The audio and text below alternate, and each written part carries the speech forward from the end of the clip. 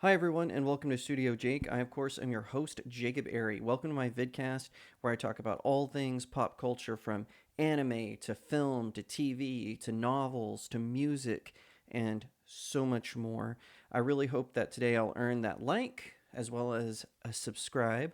Also, I really appreciate your feedback. Let me know how I'm doing in the comments below. Help me get to 1,000 subscribers. All right, so today we got some really cool news, depending on who you ask, I guess. But I would say, as a Batman fan, this kind of excites me, but I have to admit it's a cautious optimism. And that is that the new animated series, Batman Caped Crusader, from J.J. Abrams and Matt Reeves, is back. So it was part of this huge slate of stuff that got canceled at HBO Max because Warner Brothers Discovery is cutting back everything. And J.J. Abrams has kind of had a rough go at DC. Originally, he was tapped to restart everything, restart the tragic Snyderverse. He was originally tapped to do that, but instead they went another direction with James Gunn, and it's no secret why. I mean, J.J. Abrams and his allies at Secret Hideout, which has been running Star Trek for the past several years, they've been doing a terrible job. And also, kind of fan negativity toward the Kelvin timeline, which I'm not part of them. I actually like the Kelvin trilogy. If you want me to do a video on that, I will, because the main reason is I just see it as a different dimension. I don't expect it to be like the old Star Trek. I expect it to be different because it's in a different universe. They even make that plain in the films. But anyway, neither here nor there. So with Batman, it's coming back, and this is coming from Clownfish TV, which I did write this article, full disclosure. Billed as the spiritual successor to Batman the Animated Series, the J.J. Abrams Batman Caped Crusader is canceled at HBO Max following a slashing of content with the streaming service's library. However, it is being reported that the Batman series is back in business with a new home at Amazon. So Abrams is working with Reeves because he wants to kind of bring in sort of the tone of the Batman, which of course stars Robert Pattinson as Batman. And they have also tapped Warner Animation Studio veteran Bruce Timm. He is going to be helping produce this show. He's going to serve as sort of an overseer, it seems like. And then Ed Brubaker, who has written for DC Comics and Marvel Entertainment, he has been brought on as a part of the show's team. So it has some big names attached to it. Ed Brubaker, I have nothing against him. He's written some decent stuff, some not so decent stuff, but he's not a terrible writer like say Tom King is. He keeps getting jobs even though he's bad at writing. But uh, with these other names attached, I have to admit there is some apprehension here. Like I said, J.J. Abrams, he has been a whirlwind of disappointment lately. I know he likes to do this whole mystery box thing where he wants to give the member of the audience like a new mystery to solve. And he says that the mystery is more important than the end of the mystery. And that's just not true as a movie goer. I can say I want that payoff. And his slate of work, such as in Star Wars, such as in Star Trek, has been disappointing lately. Of course, we saw how disastrously he handled The Force Awakens and The Rise of Skywalker. He did not do a good job. In fact, I've even heard rumors that The Rise of Skywalker, there's actually like 4 different cuts of it, and the one that we all saw, the theatrical version, was just kind of a modge podge of what J.J. Abrams wanted, and then reshoots that Bob Iger demanded. I don't know if that's true or not, but that's what I've heard. I've heard that there's a Lucas cut out there where Lucas came in and re-edited it and tried to salvage its conclusion at least, but not. That one we'll never know if it is real or if it's out there. But whatever.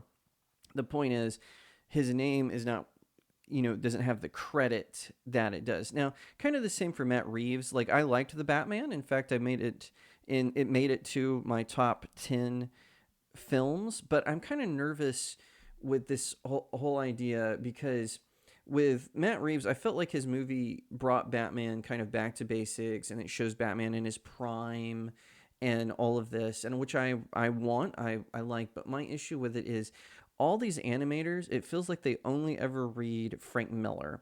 they don't ever read other people's runs on Batman, so we don't get like this nuanced Batman that can balance out using punching and kicking and threats to solve a crime, while also the Batman who's compassionate about saving Gotham and working within Gotham to save people. No one can really balance that very well. And it's clear, Zack Snyder always said he read The Dark Knight Returns and played the Arkham games and then thought he knew everything about Batman. He didn't read back a lot of the old catalog that goes back, like, with the stuff with Denny O'Neil or Chuck Dixon or Mike Barron. That kind of stuff gets, thrown to the wayside. Grant Morrison, even. But so I am a little concerned that, because Matt Reeves, one of the things that I didn't like about the Batman is all these directors make these comments like, oh, I'm basing Batman on insert historical figure. I'm basing the villain on insert historical serial killer, instead of going back to the source material. And it worked well for The Batman as a film. Like I said, I liked it. I didn't think it was too long. I didn't think it had 4 different endings. Sure, there was stuff that could have been wrapped up a little tighter, but I still thought it was good. And like I said, it was in my top 10 list. And also Bruce Timm. So Bruce Timm used to kind of be like a hero to those of us like Batman, because the way he handled Batman the animated series, the way Superman the animated series, Justice League Unlimited, he did that very well. But then Bruce Timm started kind of going off the rails. So we got Batman and Harley Quinn, which was done in the style of the 4th season of the animated series. They had things where like Harley Quinn is hooking up with Nightwing, and had things, and really weirdly casted Harley Quinn with an actress from The Big Bang Theory who did a terrible job as the character. And then you have Batman the Killing Joke, which he inserted, which was not in the original Killing Joke by Alan Moore, which I think is a completely overrated story, where Batman has an affair with Barbara Gordon, and it's like he's old enough to be her father. He never saw Barbara Gordon in that capacity. And, it worked with Batman Beyond because the characters had been aged up so much. But with Batman the Killing Joke, Barbara Gordon, she's in college. She's Dick Grayson's, maybe a little bit younger than Dick Grayson, certainly Jason Todd's age. And, it's really weird. So I don't know why he has that weird fetish, but he does. It's the way it is. I think the series, and I'm not saying this to say that the series will be bad. Certainly with it being at Amazon has been very hit and miss. They've got really great shows like, say, Invincible or The Terminal List, but then they have really disastrous shows like Rings of Power or The Wheel of Time. So that's why I'm saying I'm cautiously optimistic, but certainly if this announcement, even, let's see, maybe even 3 years ago, I would have been excited for. But just seeing how modern day filmmakers and television show writers, even in the animation space, has sort of turned these properties into more like a label. So they're going to slap Batman Cape Crusader on it, but then it's not going to be about Batman. They're going to introduce him more than likely with a female gay sidekick who's going to outsmart him, who's going to be better at virtually everything, who's not going to listen to him. This is the kind of stuff that we can expect. And hopefully they won't do that. Hopefully Batman Cape Crusader will not go down that road, even though the groundwork's been laid in the comic books, for 7 years now, even longer with Marvel. But we'll see. And I meant that as they've been at it even longer than 7 years. Not that they are involved with Batman at all.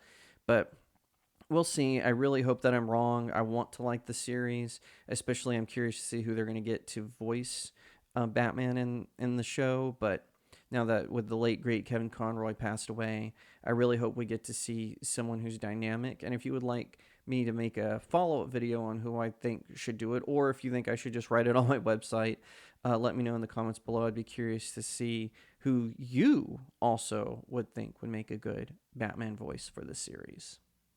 Thank you so much for watching this video. I hope that you'll give it a thumbs up, that you'll leave me a comment, tell me what you think, that you'll share it out with your friends, and of course, consider subscribing to Studio Jake. I cover all kinds of nerd and pop culture topics, including film, television, anime, comic books, and so much more.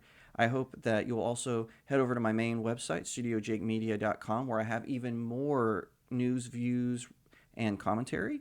Also, if you'd like to support the channel, head over to my locals page. That's studiojakemedia.locals.com. It's the best way to support me. I'm trying to build a little community there. I have exclusive reviews and articles, so definitely head over there and check it out. And I'll see you next time right here on Studio Jake.